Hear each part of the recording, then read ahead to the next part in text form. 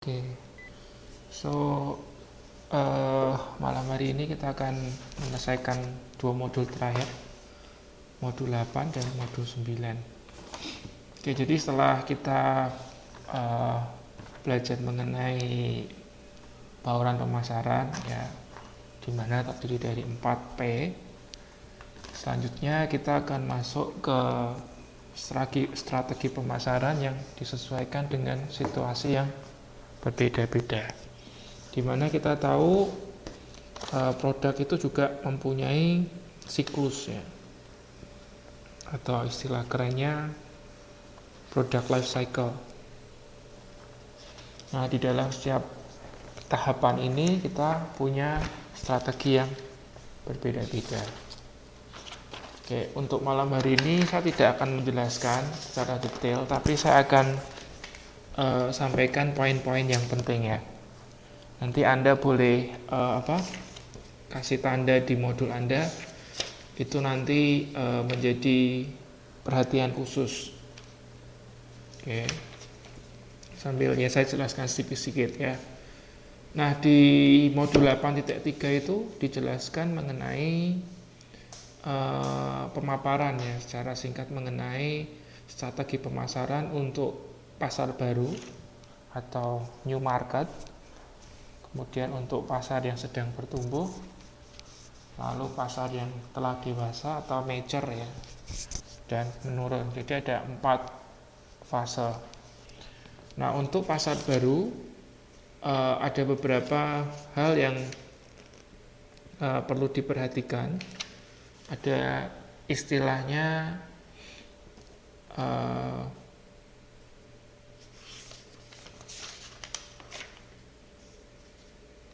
pemimpin pasar, dan ada istilahnya pengikut pasar, ya, pemimpin dan pengikut, atau leader dan follower.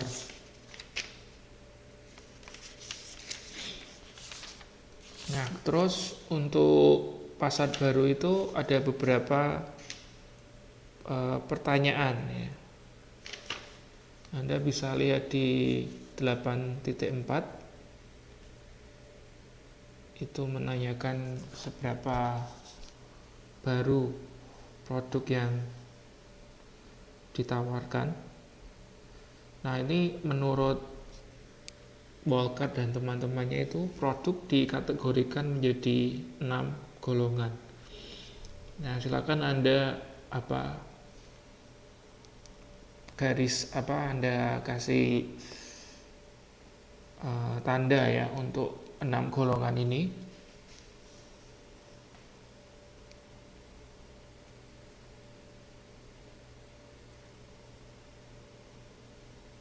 Lalu untuk tahap pasar baru ini juga ada hal lain yang diperhatikan, adalah mana yang lebih baik, first entry atau late entry.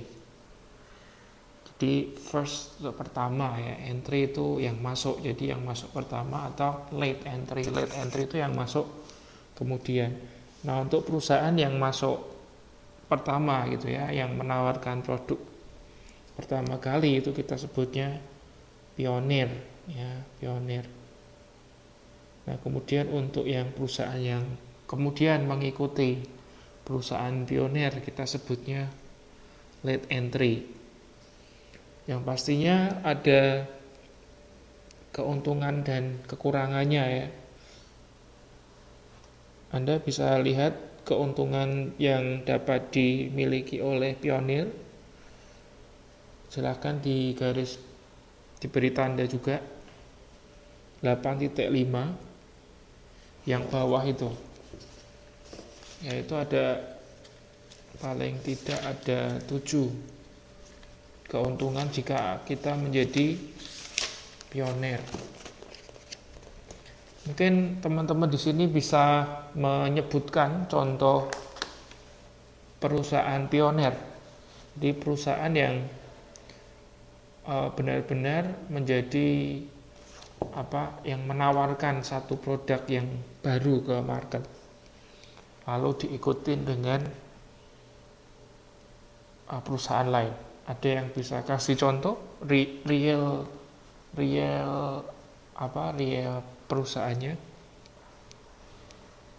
Nanti Anda bisa lihat bahwa oh ya benar, perusahaan ini mempunyai keuntungan atau benefit ketika mereka menjadi perusahaan pionir.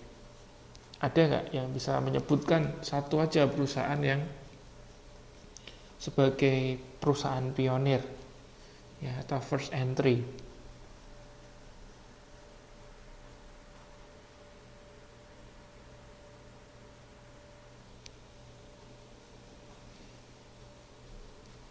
Ada nggak yang bisa kasih contoh perusahaan yang menjadi perusahaan pionir?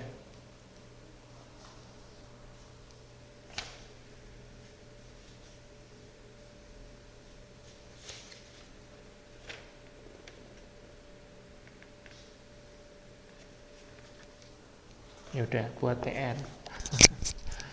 Ya, nanti Anda silakan pikirkan perusahaan yang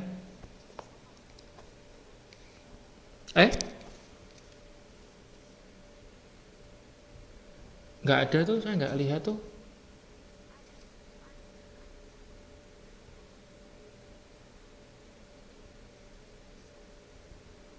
Iya, oke. Indofood boleh ya. Ya, mungkin Anda harus bedakan antara pemimpin pasar dengan pionir ya. Ya, jadi bisa jadi pemimpin pasar itu bukan pionir.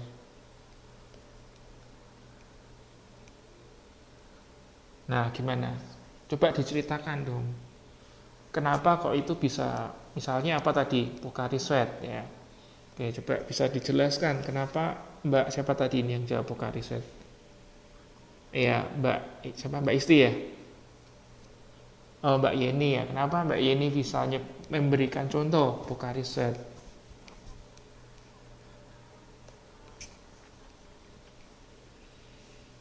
Mm-mm. Mm-mm, mm-mm, mm-mm. Mm-mm. Oke, kalau Mbak lihat, apakah benar itu memiliki 7 keuntungan itu? Misalnya menjadi pilihan pertama, gitu benar nggak?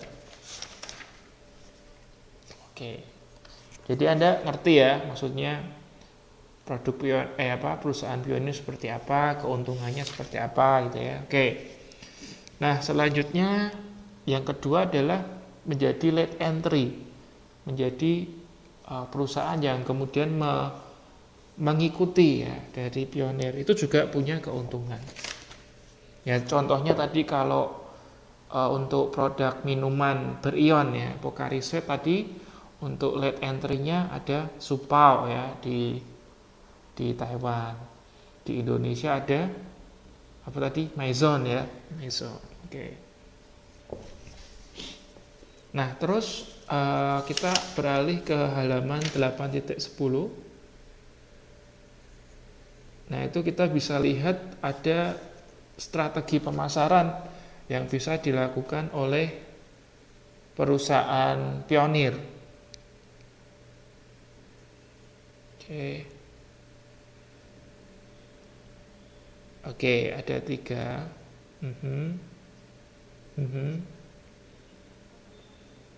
Oke. Nah, itu Anda bisa lihat di tabel 8.1-nya itu. Nah, itu sangat bermanfaat sekali. Maksudnya ini ringkasan ya. Ringkasan dari itu berarti ringkasan dari halaman 8.10 sampai dengan 8.15 ya. 8.16. Jadi yang tabel itu adalah ringkasan dari halaman 8.10 sampai 8.16. Oke, Anda itu juga dikasih tanda Mbak yang tabel itu.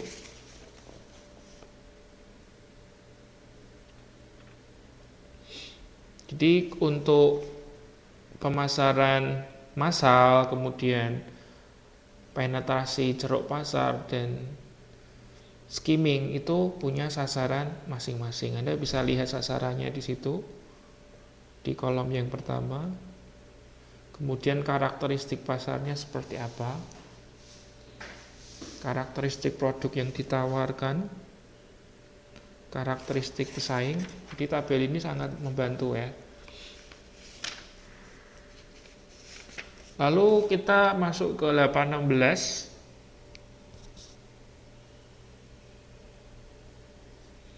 Nah, setelah tahap baru ya, tahap pasar baru, berikutnya adalah tahap ya atau growth ya.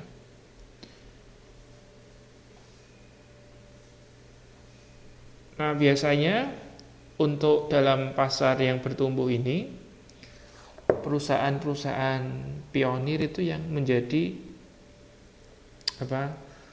market leadernya ya, biasanya loh ya. Karena tadi ya punya keuntungan, misalnya menjadi pilihan yang pertama gitu kan, karena lebih lama gitu ya. Nah, kemudian untuk late entry-nya atau perusahaan yang mengikuti itu kemudian menjadi market challenge ya, challenger, atau yang menjadi penantang dari market leadernya itu atau pemimpin pasar. Terus di halaman 8.17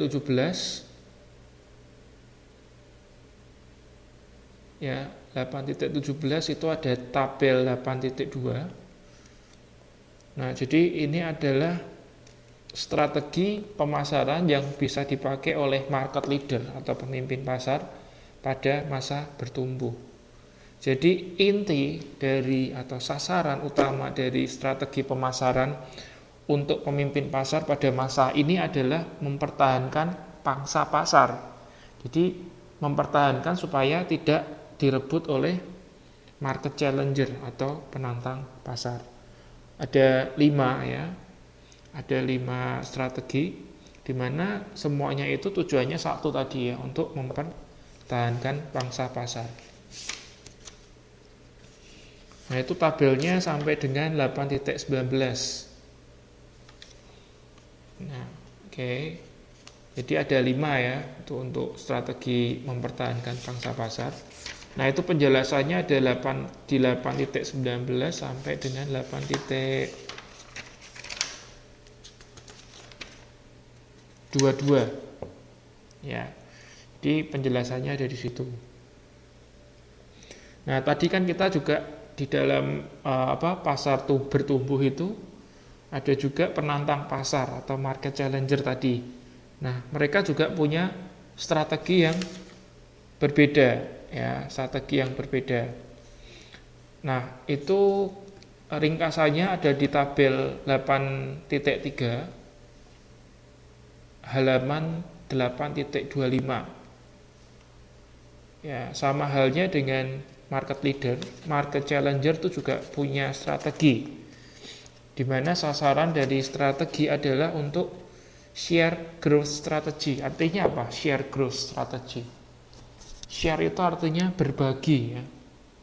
Jadi gimana caranya berbagi pangsa pasar itu yang dimiliki oleh market leader.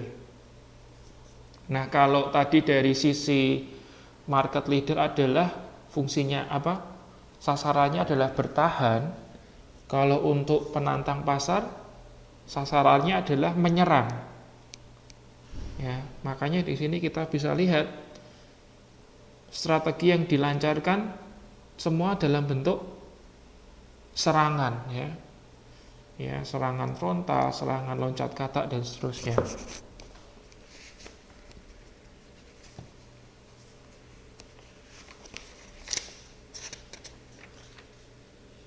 Ya, itu penjelasannya ada di 8.22 sampai dengan 8.28 ya. Nah, Anda sebetulnya nggak usah baca penjelasannya, Anda baca dari tabelnya itu lebih gampang kok. Ya, sama aja. Terus kita masuk di 8.29 mengenai, nah tadi kan setelah pasar baru bertumbuh kemudian masuk ke tahap dewasa. Nah, karakteristik ya biasa atau ciri-ciri dari pasar dewasa itu persaingan meningkat ya, karena setiap pemain itu ingin menaikkan penjualan untuk menurunkan biaya tinggi. Nah, akibatnya kapasitas bisa berlebih. Kemudian bisa mempertahankan keuntungan atau profitabilitas. Ya, jadi salah satu ciri dari pasar yang telah dewasa tadi ya, persaingan meningkat ya. Tujuannya apa? Tujuannya untuk mempertahankan laba.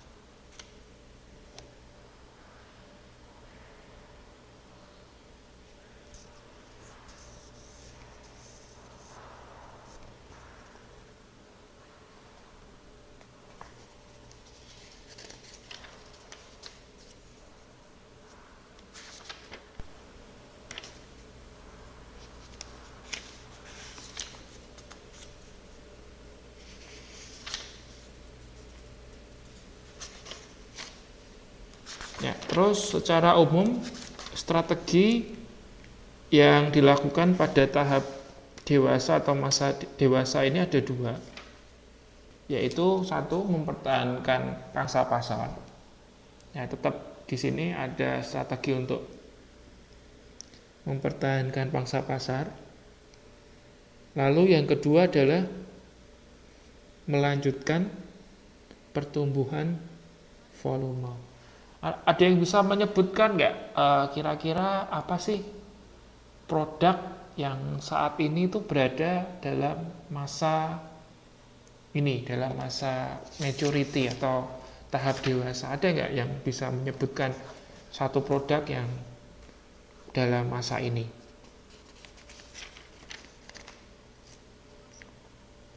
Microsoft. Oke, gimana, mungkin bisa kasih penjelasan?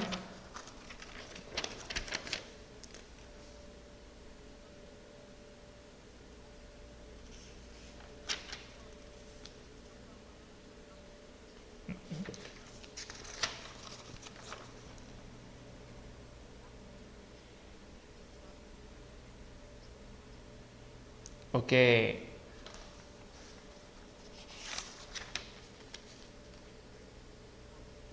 Oke, boleh. Terus ada yang bisa kasih contoh lagi? Produk yang gimana, Mbak? Oke, boleh. Gimana? Cerita dong. Kasih penjelasan.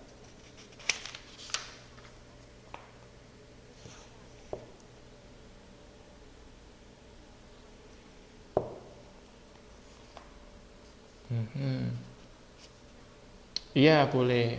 Ya.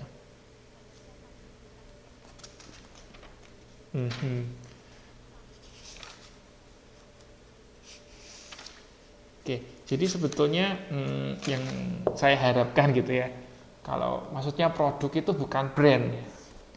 Jadi misalnya HP gitu ya, HP saat ini bukan lagi masa bertumbuh misalnya gitu kan. Mungkin kalau beberapa tahun lalu ya, ketika Nokia, Sony Ericsson itu ya, beberapa tahun lalu mungkin masih dalam masa pertumbuhan gitu ya. Kalau sekarang HP gitu ya, kita nggak ngomong brand loh ya.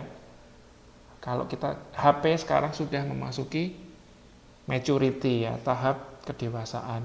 Makanya kalau kita lihat ya, untuk kompetisi di industri HP itu kan sangat ketat sekali kan. Ya, kita lihat kan sangat ketat. Samsung ngeluarin ini, Apple ngeluarin ini, nanti apa ada apa HTC lah atau apa ya, itu kita lihat memang tadi sudah saya sampaikan ciri-ciri dari market yang dewasa ini adalah persaingannya tinggi gitu ya. Nah, jadi seperti itu. Tadi yang dicontohkan sudah betul ya. HP Samsung gitu ya. Itu memang salah satu produk yang memasuki tahap kedewasaan. Oke. Lalu berikutnya adalah pada tahap menurun. Oke, kalau saya tanya produk apa ya? Produk ya, bukan brand ya. Produk apa yang sekarang ini sedang memasuki masa menurun, declining ya, atau istilahnya declining. Produk loh ya, bukan brand. Nanti kalau brand Anda ngomong BlackBerry, bukan ya, bukan brand, tapi produk. Produk apa yang Anda lihat sekarang itu sedang mengalami declining. Tapi tetap ada gitu ya. Produk itu tetap dijual, tapi Anda lihat bahwa salah satu cirinya adalah permintaannya mulai sedikit menurun ya. Apa? Produk apa yang Anda lihat? Apa?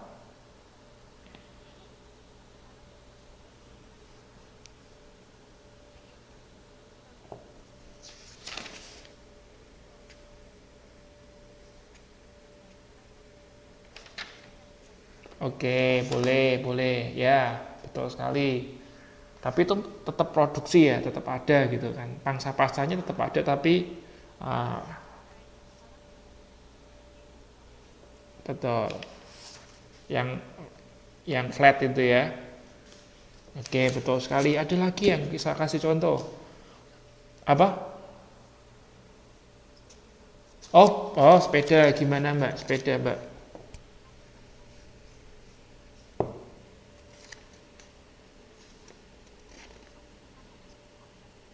Betul sekali, iya. Orang lebih memilih untuk oke, oke, betul sekali. Nah, ada lagi mungkin satu lagi yang belum kasih ide. Produk apa yang sekarang memasuki tahap menurun?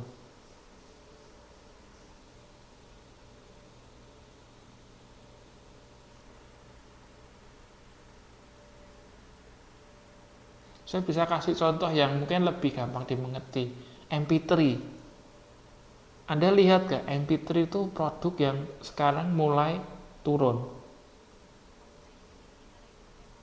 Iya, MP3, bener kan?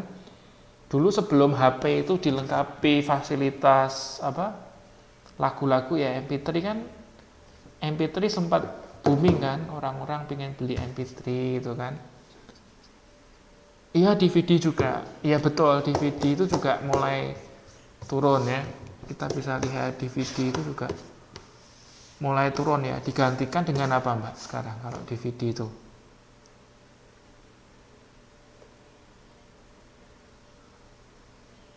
Fasilitas. Oke, betul ya. Betul sekali. Ya, jadi mulai turun. Nah, terus coba lihat di 8.40. Ya, 8.40. Nah, itu di tabel yang bawah itu. Nah, itu juga ada beberapa strategi yang bisa dilakukan oleh perusahaan ketika mereka memasuki tahap pasar menurun. Coba dibaca apa aja Mbak? Ada 4. Iya ada 4. Yang atas itu. Harvesting.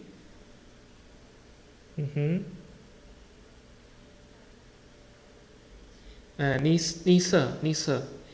Jadi niche itu dari bahasa Prancis ya itu ya. Niche, tapi diserap. Makanya bacanya niche ya. Ya niche gitu kan. Nggak tahu saya benar atau salah itu ya. Niche. Nah, 4 strategi itu adalah strategi yang dilakukan ketika memasuki pasar yang sedang menurun. Nanti Anda baca sendiri. Ya. Oke. Nah, sebetulnya ya kalau saya boleh sampaikan roh dari mata kuliah ini tuh ya di modul 8 ini. Ya. Ini yang penting gitu ya. Ini yang tidak dijumpai ketika Anda belajar manajemen pemasaran. Nggak tahu Anda sudah belajar manajemen pemasaran belum? Harusnya sudah sama Pak Robert Mi kan? Oh belum.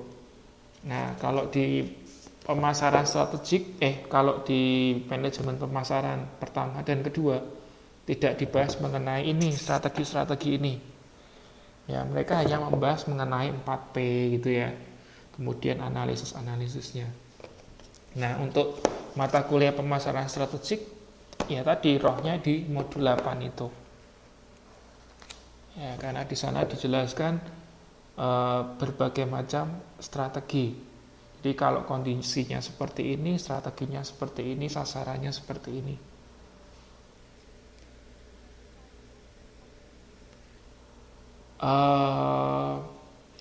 Kalau saya perhatikan, ya ini krusial lah. Pokoknya Anda harus pahami ini ya untuk modul 8 ini ya. Terus kita lanjutkan ke kegiatan belajar 2. Nah, ini ada satu tahap lain lagi ya. Ada tahapan lain lagi yaitu era ekonomi baru dan pasar global atau globalisasi. Nah, untuk pasar ekonomi baru itu ditandai dengan perkembangan dari internet ya, teknologi.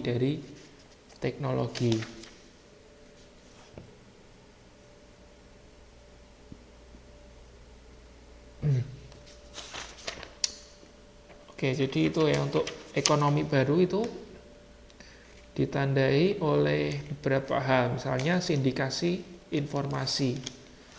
Sindikasi informasi itu misalnya kemudahan sekarang kemudahan untuk mencari informasi gitu ya. Seperti sekarang kan kita kalau mau cari informasi apa aja, kita tinggal ke Google gitu kan. Kemudian kita ketik apa, nanti semua muncul ya, informasi yang terkait dengan apa yang mau kita cari akan muncul. Nah, itu sindikasi informasi seperti itu. Terus ditandai juga efek positif dari jaringan. Terus kemampuan mengkustomisasi. Jadi kustomisasi itu penyesuaian dengan apa yang customer itu mau ya. Jadi kustomisasi itu dari kata dasar custom ya. Dia menyesuaikan dengan keinginan dari customer. Kemudian disintermediasi dan rekonstruksi saluran distribusi yang mungkin dulunya harus lewat beberapa channel gitu ya. Sekarang distribusi barangnya bisa lebih singkat. Ya, terus habis itu jangkauan global dan 24 jam. It's true ya. Sekarang kan kita kalau mau beli apa dimanapun bisa gitu ya. Ya beli. Di sini ada yang pernah beli barang dari misalnya dari US gitu nggak? Oh nggak pernah ya. Jadi kebetulan saya pernah beli juga kan produk suplemen sih ya, suplemen gitu. Di Taiwan nggak ada soalnya. Ya kita nggak ada, jadi akhirnya saya belinya online. Nah, jadi kan ini jangkauannya bisa global.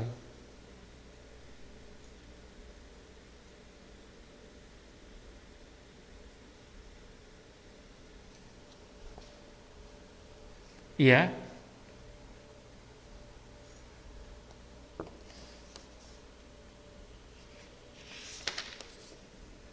Tanya apa, Mbak?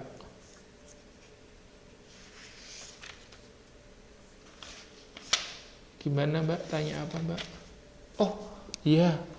Beberapa waktu lalu tuh saya lihat ada pertanyaan di grup ya. Mengenai apa ya, kalau harganya murah atau apa-apa itu ya.